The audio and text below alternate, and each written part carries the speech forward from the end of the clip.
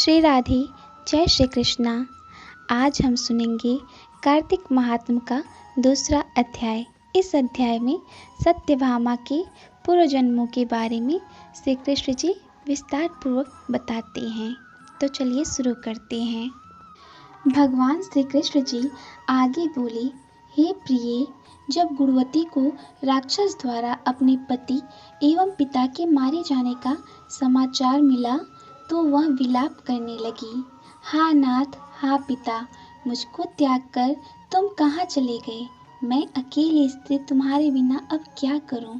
अब मेरे भोजन वस्त्रादि का व्यवस्था कौन करेगा? घर में प्रेम पूर्वक मेरा पालन पोषण कौन करेगा? मैं कुछ भी नहीं कर सकती, मुझ विधवा की रक्षा कौन करेगा? मैं कहाँ जाऊं? मेरे पास तो अब कोई ठिकाना भी नहीं रहा।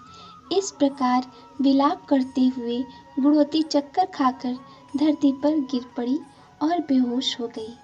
कुछ देर बाद जब उसे होश आया तो वह पहले की भांति करुण विलाप करते हुए शोक सागर में डूब गई।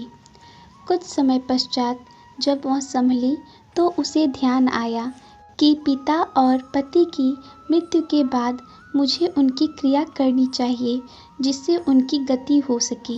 इसलिए उसने अपने घर का सारा सामान बेच दिया और उससे प्राप्त धन से उसने अपने पिता एवं पति का श्राद्ध आदि कर्म किया। तत्पश्चात वह उसी नगर में रहते हुए 8 पहर भगवान विष्णु की भक्ति करने लगी। उसने मृत्यु पर्यंत तक नियम पूर्वक सभी एकादशियों का व्रत किया और कार्तिक महीने में उपवास एवं व्रत किए। श्री कृष्ण जी सत्यभामा से बोले, हे प्रिय, एकादशी और कार्तिक व्रत मुझे बहुत ही प्रिय है। इनसे मुक्ति, भुक्ति, पुत्र तथा संपत्ति प्राप्त होती है। कार्तिक मास में जब तुला राशि पर सूर्य आता है तब ब्रह्म मुहूर्त में उठकर स्नान, व्रत एवं उपवास करने वाले मनुष्य मुझे बहुत प्रिय हैं, क्योंकि यदि उन्होंने पाप भी किए हों तो भी स्नान व व्रत के प्रभाव से उन्हें मोक्ष प्राप्त हो जाता है। कार्तिक में स्नान, जागरण, दीपदान तथा तुलसी के पौधे की रक्षा करने वाले मनुष्य साक्षात भगवान विष्णु के समान हैं। कार्तिक मास में मंदिर में झाड़ू लगाने वाले, स्वस्तिक बनाने वाले तथा भगवान विष्णु की पूजा करने वाले मनुष्य जन्म मरण के चक्कर से छुटकारा पा जाते हैं।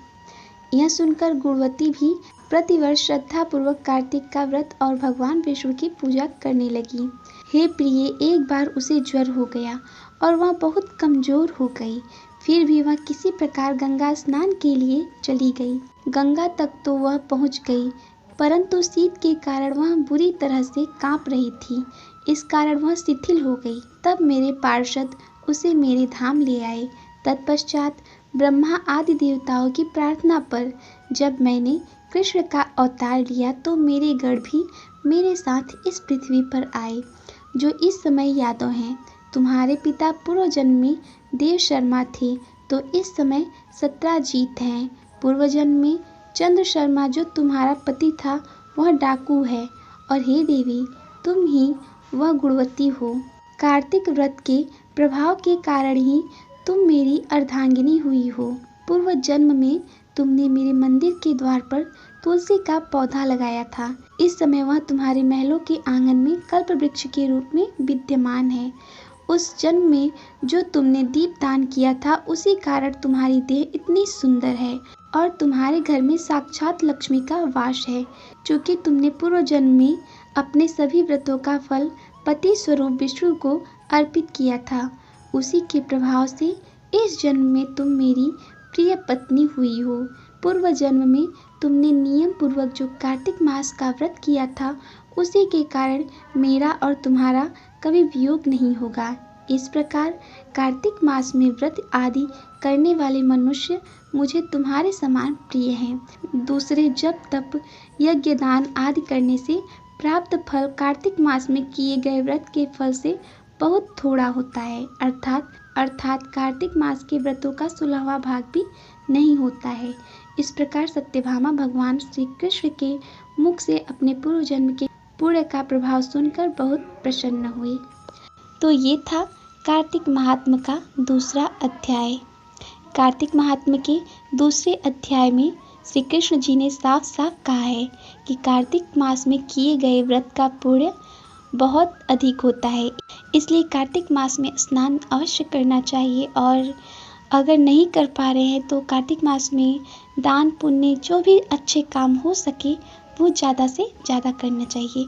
जय श्री कृष्णा। राधे राधे।